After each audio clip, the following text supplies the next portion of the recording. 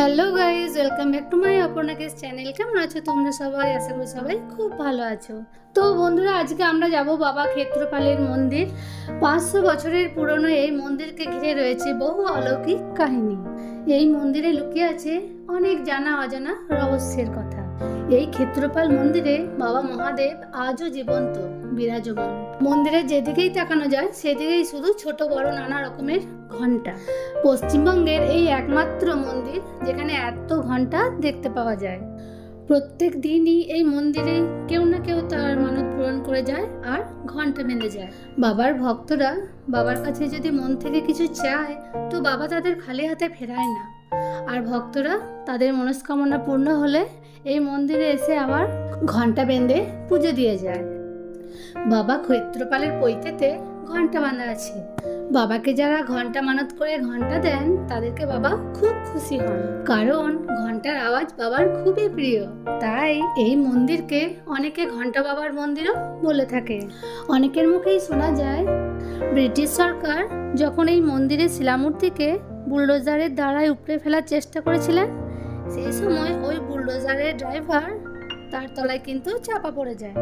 আবার পরে যখন 30 জন লোককে এই কাজে নিযুক্ত করা হয়, তারাও কিন্তু সাপের কামড় খায়।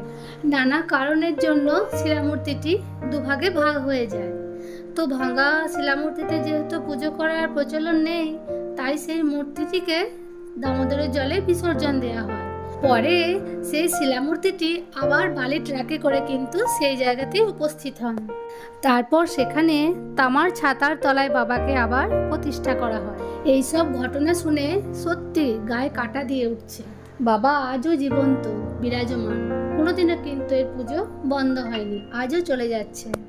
বাবা ক্ষেত্রপালের মন্দিরের সোজাসুজি একটা পুকুর আছে, আর এই পুকুরটা সেই পুকুর যার পাশেই ছিল একটা এমন এক ঢিপি যেটা দিয়ে ঝর্ণা বের হতো। সেই জল থেকেই সৃষ্টি হয়েছে এই জলাধার। আর এটা সেই জলাধার যেখানে জল কোনোদিনই শুকায় না। দেখো পুকুরের ঘাটের চারপাশ কত মাছ ঘুরে বেড়াচ্ছে। এই মন্দিরে অদ্ভুত একটা মায়া আছে। চারিদিকে শান্ত পরিবেশ মানুষকে আরো আকর্ষিত করে তোলে।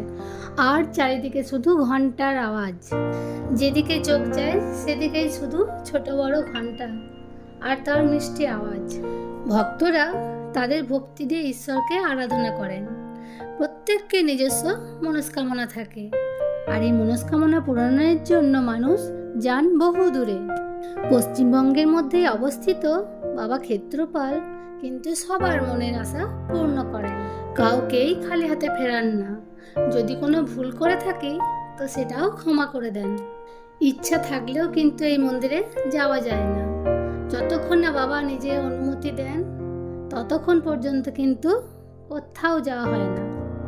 বাবা যদি চায় তবেই কিন্তু আমরা তার কাছে যেতে পারবো।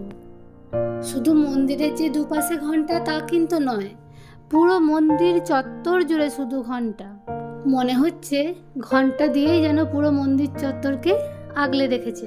সত্যি অপূর্ব লাগছে দৃশ্যটা। মন্দিরে দেখো দুপাশে যেন চাদরে মোড়া ঘন্টা দিয়ে। মন্দিরের বাইরে নন্দী ভিরিঙ্গিও আছে, ওখানে অনেক ছোট বড় শিবলিঙ্গও কিন্তু রয়েছে। রোজই অজস্র ভক্ত কিন্তু ভিড় করে এই মন্দিরে। সবাই কিন্তু বাবার একটু আশীর্বাদ পেতে চায়। আমাদেরও বহু দিনের ইচ্ছা এই মন্দিরে একবার দর্শন করা, কিন্তু হয়ে ওঠেনি। অবশেষে এতদিন পর আমাদের সেই মনের ইচ্ছা পূর্ণ হলো। আর এখানে এসে সত্যি আমাদের খুবই ভালো লাগছিল, গায়ে কাঁটা দিয়ে দিচ্ছিল পুরো। মন্দিরের গেট থেকেই টাঙানো রয়েছে অজস্র ঘন্টা, দেখেই কিন্তু চোখ জুড়িয়ে গেল।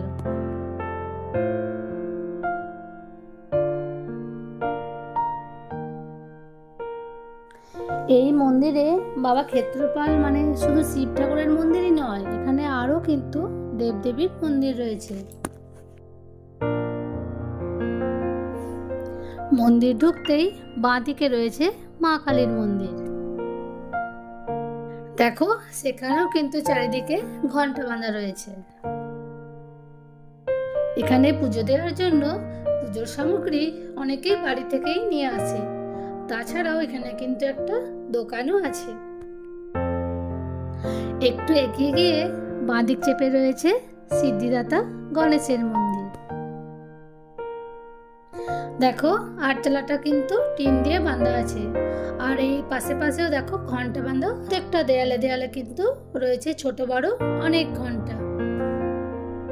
আর মন্দির ঢোকার ডান পাশে রয়েছে মা সিংহবাহিনীর মন্দির।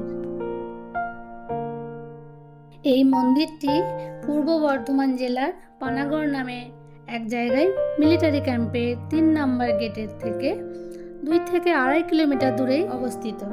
তোমাদেরও মন চাইলে আসতে পারো পানাগড়ের এই মিলিটারি ক্যাম্পের ভেতর বাবা ক্ষেত্রপালের মন্দির। আর এই মন্দিরে আসার সময় নিজস্ব আধার কার্ড আর হেলমেট আনতে একদম কিন্তু ভুলে যেও না, নইলে কিন্তু মন্দিরে একদম প্রবেশ করতে পারবে না। মিলিটারিরা ওখান থেকেই বাড়ি ফেরত করে দেবে। ভিডিওটি ভালো লাগলে অবশ্যই লাইক কমেন্ট ও শেয়ার করে দিও। জয় বাবা ক্ষেত্রপাল।